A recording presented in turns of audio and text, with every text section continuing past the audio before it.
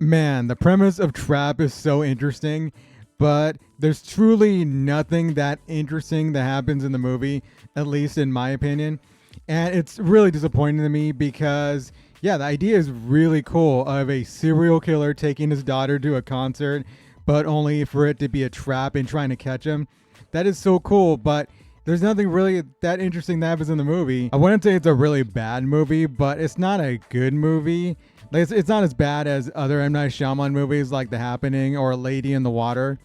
But yeah, it's just not that good. But I was intrigued through some of it. And that's why I wouldn't say it's a bad movie because I was intrigued. Because we see like the character of Josh Hartnett's playing in the movie being the serial killer trying to get out and trying to find an exit in different parts of like the arena they're in where the concert's being held, but it just doesn't lead to anywhere that's really exciting. They point out that Josh Hartnett's character is really clever because there's a woman that's leading the whole thing and trying to catch him, saying that he's like clever and all. He's not gonna be shook up by this whole thing. But he doesn't really do anything clever in the movie. And in fact, where it leads to, it's not really that clever. He's not really using his brains for it, I guess. I mean, maybe a little bit, but yeah, just the whole thing where it leads to, it's not really that exciting. I don't know. I didn't really get anything from it. And I will say Josh Hartnett is really good in the movie, and coming off Oppenheimer, where he's kind of come back into like the mainstream as far as movies go. Yeah, he's really good coming off of there. It's just unfortunate that this movie is not all that good for his like acting abilities to be displayed in. But yeah, but the dialogue doesn't really do him favors for this because I think M. Night Shyamalan's dialogue and the writing in here is kind of poor. Like there's shots in the movie that is very it's very similar to what M. Night Shyamalan does in other movies. Is having a character that's center frame while he's talking to somebody else. And yeah, the dialogue in here just makes it look really silly. Not as silly as like The Happening, where we see Mark Wahlberg talking to trees or what that, or saying, what? No. But yeah, it's just really silly. And you can kind of get it with Josh Hartnett's character because that's kind of who the character is and trying to hide what he is.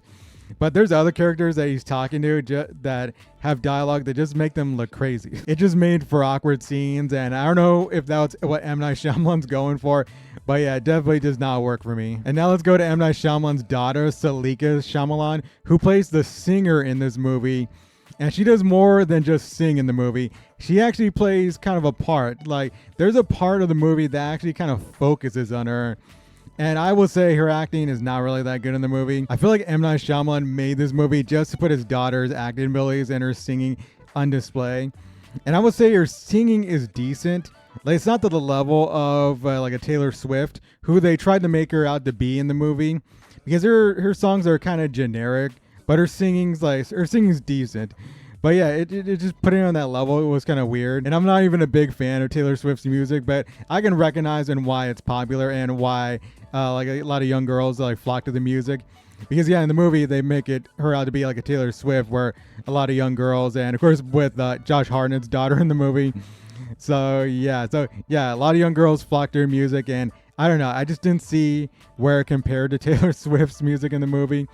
Because yeah, it's definitely generic, and I could see it being popular, maybe not in the mainstream, but I could see it being popular, I don't know, like in clubs or whatever. But yeah, that like the music in here was just like all right, but the acting abilities from Salika Shyamalan, his daughter, it just wasn't good. And just thinking about it now, I know the premise of the movie came after the idea of M. Night wanting to put his daughter on display, which I'm not going to critique too much because I think he's being a good father there, but it really didn't make for a good movie at all. And man, that third act did not want to end at all. There are 3 different climaxes in this movie, and I don't think I was satisfied with either of them because yeah, I feel like with the 3 climaxes, they were pretty generic. Like, you probably would see them in other movies like this, and yeah, it just didn't really end well for me.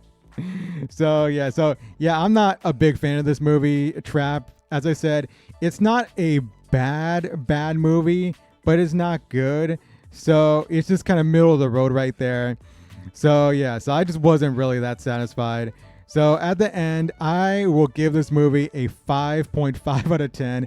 That is going to be a negative score for me because yeah, just thinking about it, I was going to go maybe with a 6, but I don't know. I just wasn't satisfied. So yeah, I'm going with a 5.5. And let's get to the spoilers. So I was talking about how I was intrigued of what Josh Hartnett's character was doing in the movie and trying to find an exit to get out of the arena. But where it led to left me kind of unsatisfied, and it wasn't really that exciting. And it was him showing the guy he was like holding in his like house where he had him like all tied up, and he's telling Shyamalan's daughter that I will release carbon monoxide and kill him if you don't lead us out of here. So he ends up just getting out of there just by having Shyamalan's daughter take him out with her limo. And then she ends up making him take her to his house, or to their house, to their family's house, which the scenes in the house just seem really silly to me. And it's kind of unrealistic, but it's a movie, so I can kind of accept it being unrealistic. But man, when we get to the in the bathroom scene where she takes his phone and she gets on social media where she was telling her fans to try to find where that guy was being held. So yeah, that scene was so awkward, and it could have worked because I think this scene could have worked because I've seen it in other movies, but with this scene, I think it just didn't work because like Shyamalan's daughter's acting was not that good. And I kind of liked where they didn't show what was happening on the outside because you can hear Josh Hartnett just banging on the door, almost like it's a Shining. But that scene didn't lead to anywhere that exciting either. He just takes her to the garage once he gets the bathroom door open. And then the family intervenes by stepping in front of the car. And that's how they get Shyamalan's daughter out of there. But then when she's in the limo, Hartnett finds a way to sneak out of the house and actually get in the limo and take her. And I really wish they shown him getting out of the house and going through the tunnel that they had mentioned he went through.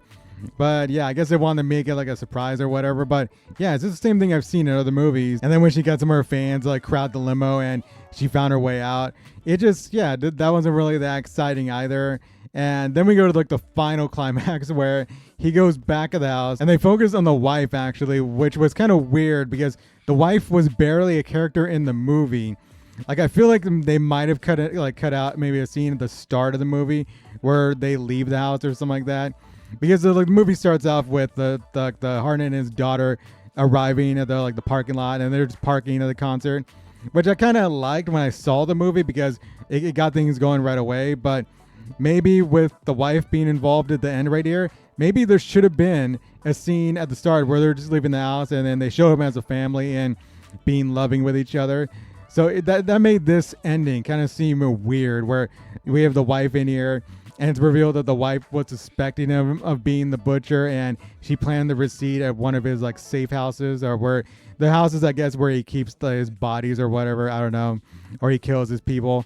But yeah, that it just seemed weird to me that the wife, and Alison Pill's a good actress, and I really wish we could have seen more of her in this movie. And also, I really wanted something more exciting at the end, because where she just like drugs the pie or drugs that cake that she feeds him, I don't know, it just really was kind of underwhelming to me. And then of course where he escapes at the end when he takes the thing off like the little tricycle, that seemed really unrealistic because we know like the police wouldn't do that. They wouldn't let him like take anything from like a tricycle or whatever.